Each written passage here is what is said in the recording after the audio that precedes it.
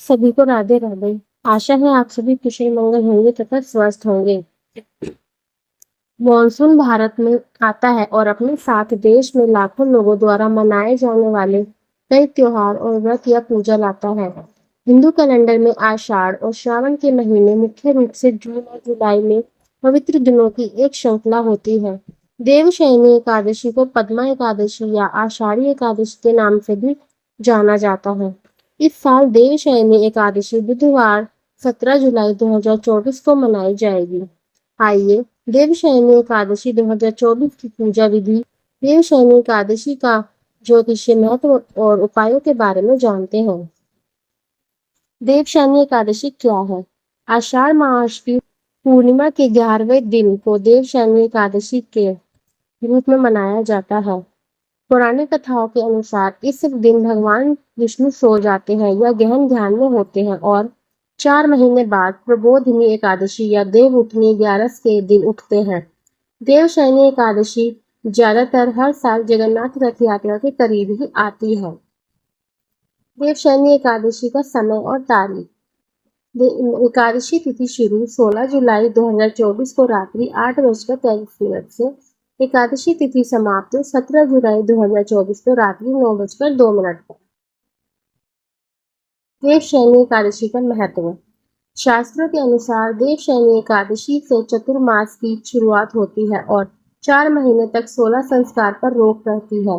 हालांकि पूजा, अनुष्ठान, मरम्मत किए गए घर में प्रवेश, वाहन और आभूषण खरीदने जैसे काम हो सकते हैं। इस एकादशी को सौभाग्यदिनी एकादशी भी कहते हैं।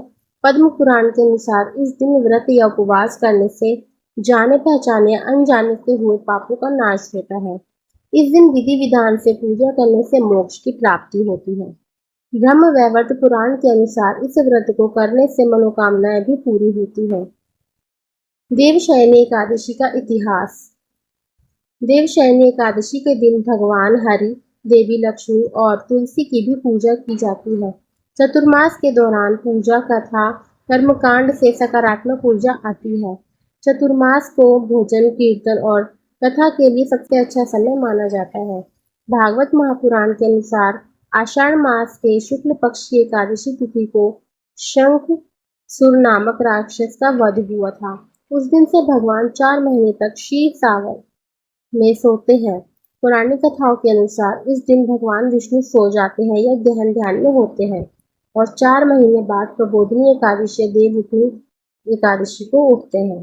इन दिनों में पूजा का बहुत महत्व है क्योंकि हिंदू कैलेंडर में चतुर्मास या 4 महीने की पवित्र अवधि इस दिन से शुरू होती है।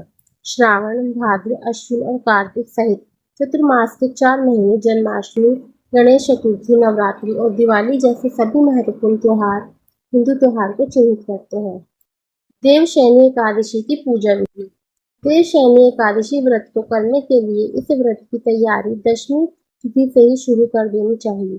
सबसे पहले दशमी तिथि की रात्रि के भोजन में किसी तरह के तामसिक भोजन को स्थान ना दें। संभव हो तो भोजन में नमक का प्रयोग ना करें। ऐसा करने से व्रत के पुण्य में कमी होती है। इस दिन व्यक्ति को भूमि पर शयन करना चाहिए। इसी के साथ जौ, मांस, गेहूं तथा मूंग की दाल का सेवन करने से बचना चाहिए।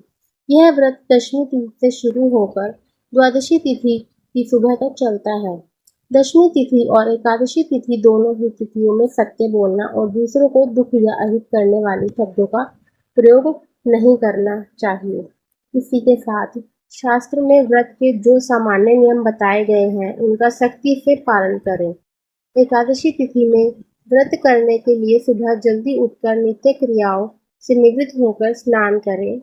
एकादशी का स्नान यदि किसी तीर्थ या पवित्र नदी में करने का विशेष महत्व है, लेकिन यदि ऐसा संभव ना हो तो साधक को इस दिन घर में ही स्नान कर लेना चाहिए और यदि संभव हो तो स्नान करते समय इसमें गंगाजल अवश्य डालना चाहिए।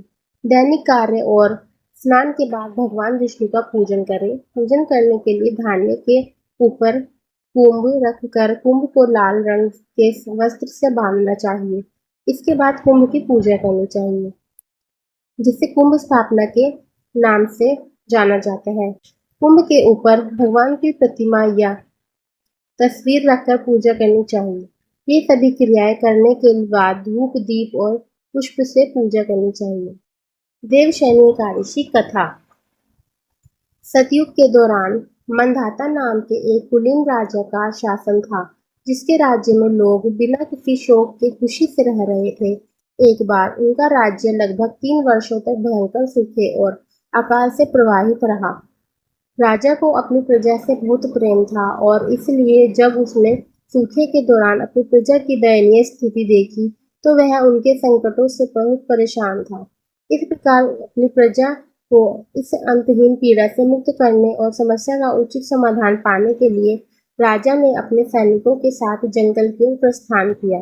जंगल में घूमते हुए वह ऋषि अंगिरा के आश्रम में आए, जो कि भगवान ब्रह्मा के पुत्र थे। राजा मंधाता को अपने सामने हाथ जोड़कर खड़े देखकर संत अंगिरा ने उनसे यात्रा के उद्देश्य के बारे में पूछा। राजा संत के चरणों में गिर गए और उससे दया मांगी और उसे अपने शोक का कारण बताया। फिर संत अंगिरा ने उन्हें आषाढ़ के महीने में होने वाली एकादशी का व्रत रखने के लिए कहा और यह भी कहा कि यदि वह उस व्रत को धार्मिक रूप से करेंगे तो निश्चित रूप से ही अच्छी बारिश होगी और उनका राज्य फिर से पहले की तरह समृद्ध होगा। संत के आशीर्वाद से राजा मंधाता अपने राज्य में वापस आ गए और धार्मिक रूप से देवशयनी एकादशी का व्रत रखा। जल्द ही उनकी धार्मिक प्रार्थनाओं और भगवान विष्णु की कृपा के प्रभाव से उनके राज्य में भारी बारिश हुई, जो हर जगह हरियाली और समृद्धि की ओर ले जाती है।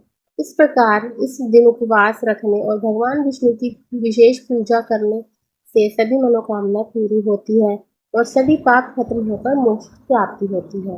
देवशयनी एकादशी का वैज्ञानिक महत्व। देवशयनी एकादशी के दिन से पवित्र चतुर्मास माह की शुरुआत होती है।